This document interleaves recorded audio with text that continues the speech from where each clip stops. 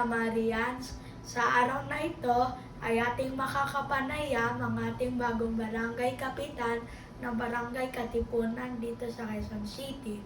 Siya po ay si Barangay Kapitan Elmer Baral.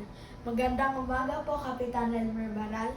May ilan lamang po akong katanungan tungkol po sa inyong panunungkulan sa ating barangay.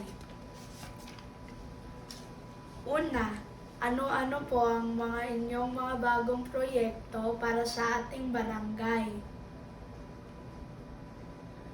Pangalawa, gaano katagal ang inyong karanasan sa paglilingkod bago kayo naging barangay kapitan? Pangatlo, sa paanong paraan po makakatulong ang Sangguniang Kabataan sa ating mga kabataan?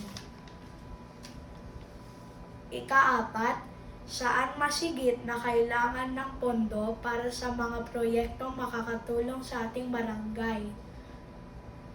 At panghuli, ngayong darating na Kapaskuhan, mayroon po bang aktibidad para sa ating mga kabarangay? Mabuhay po kayo! Maraming salamat po sa pagpapaunlak ninyo sa amin. Nawa ay mapagtagumpayan niyo po ang pamumuno sa Barangay Katipunan. Muli po ito ang inyong Marian Patroller, Roar Francis C. De Leon. Paalam!